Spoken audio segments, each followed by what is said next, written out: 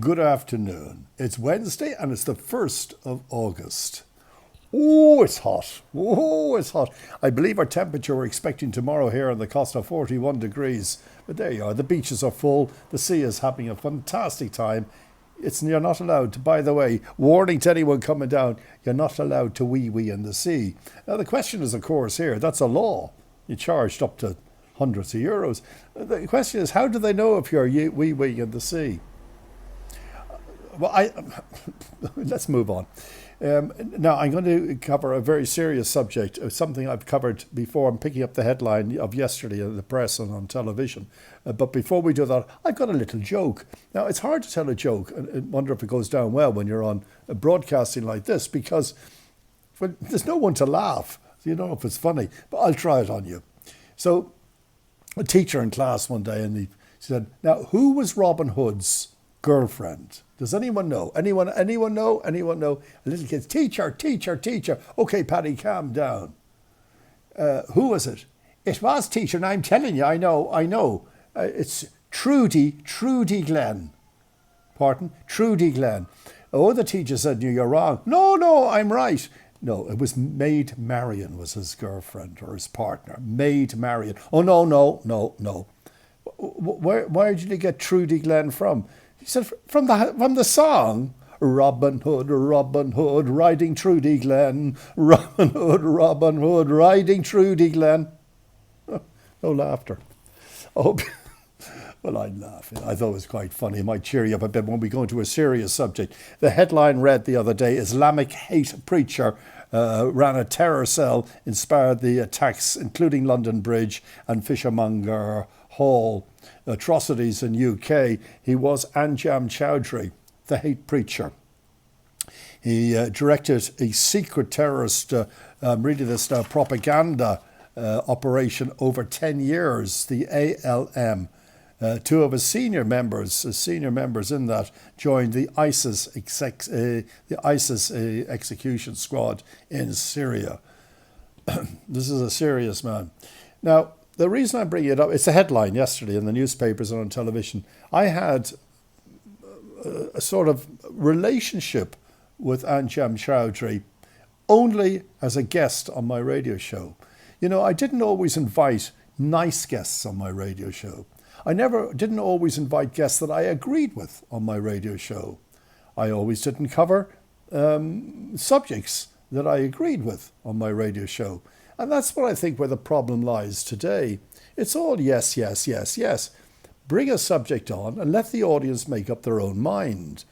And you express whatever. There is a thing that the broadcaster or the host should have, I suppose, middle ground. He should have middle ground. But I never believed in that. And when I had my staff meetings every Monday morning at the radio station, I used to tell my radio presenters to express their true feelings. Be honest to God, audience can see through you like a shot if you're up there, yeah, I agree. If you don't agree, say it.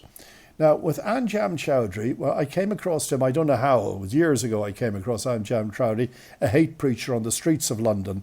I think it was they were bringing some bodies of English soldiers that had been killed, I don't know, in Afghanistan. I can't remember where, that doesn't matter. But they were bringing the bodies back to some RAF base. And there was a lot of people on the street, bowing down to the coffins as they went past with the English Union Jack on the coffins. But Anjam Chowdhury had a group of people with him expressing hate and words like you deserve that, you deserve this horrible hate towards these soldiers.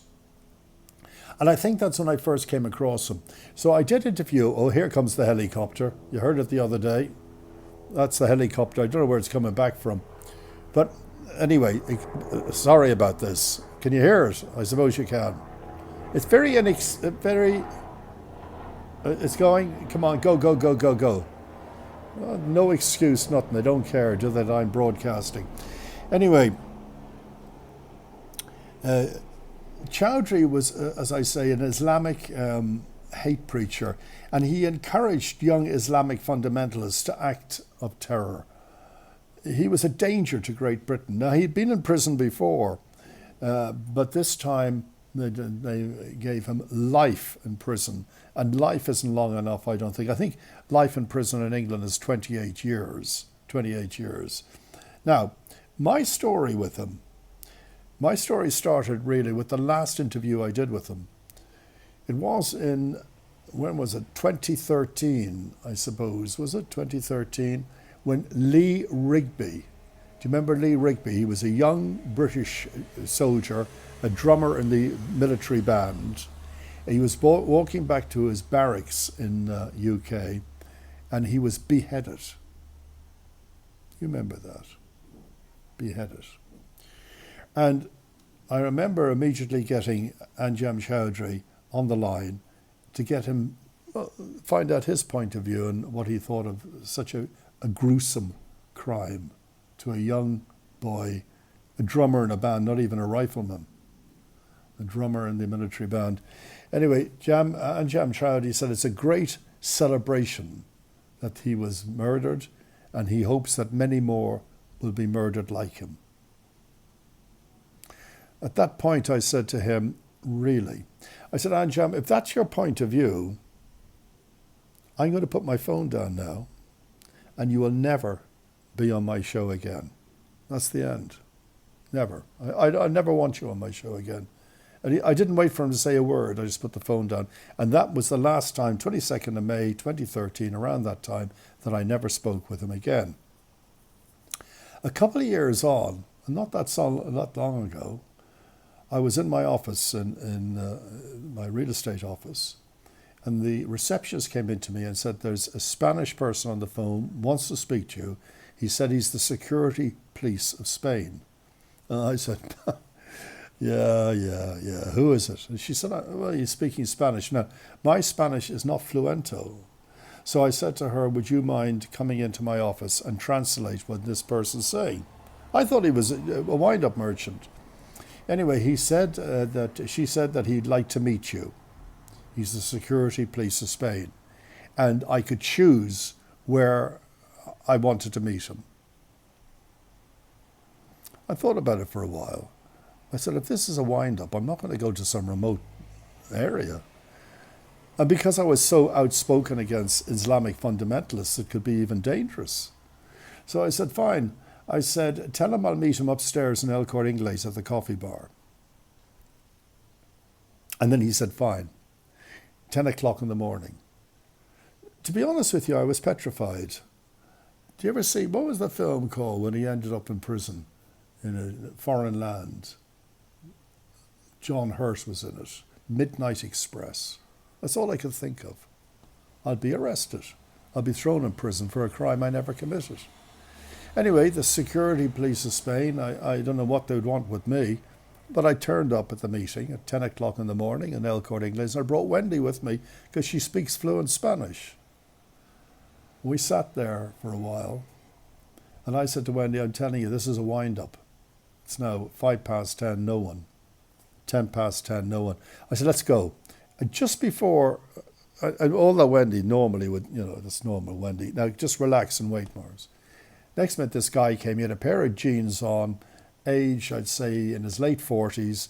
He had a check shirt on, and he came straight over to us. I think we're probably the only two people that hour of the morning having a coffee. And he took out his police badge, which is quite a heavy badge, showed it to us. And he sat down, and he took out a little black book. Now I was frightened. Because I was picturing in my mind, there's a police car outside El Corte Inglés with 2 or 3 policemen, and he'll say, phone up and said, come and take him away. But I don't know what I'd done. But maybe I'm mistaken. Maybe they're making a mistake and they're arresting me for something. So he then asked Wendy, he didn't speak in English and Spanish. He said to her, on the 4th of, these dates aren't the right dates, but on the 4th of June, 2010, or 29 or 28, whenever, Morris spoke to a Mr. Anjem Choudary in the 22nd of December 2018. Morris had another conversation with Anjem Choudary. We know more or less what the conversation was about. It was about Islamic fundamentalism and about terror attacks. And he had another conversation around 2013 or whenever, September. Now, what we want to know, the policeman said, is why was Maurice Boland in touch with Anjem Choudary, Islamic hate preacher? Why would he want to get in touch with them? What was the conversation about? What were they talking about? And Wendy then said, she repeated all this to me and said, tell him there's a radio show. And he was a guest on my radio show. And he explained to him that he was a guest on my radio show, not for me to agree with anything that he did. In fact, I told him about the story of the last time he was on my show, and how I slammed the phone down and said never again. And it was never again. So the policeman looked at Wendy and he closed his little black book and he said, radio show. And Wendy said, yeah, radio show. He said, I'm so very sorry, I didn't realise that. And he got up and he left. And that was it. But it just shows you it's something we should be thankful of here.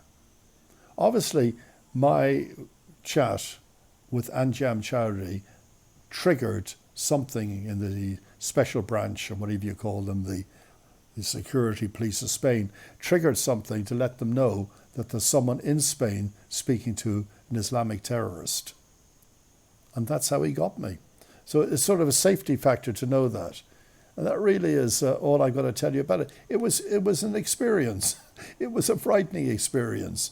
But Anjem Choudary, as of from yesterday, is now sent to prison for life. And I hope more people like him will also be sent to prison. Have a good evening and see you soon.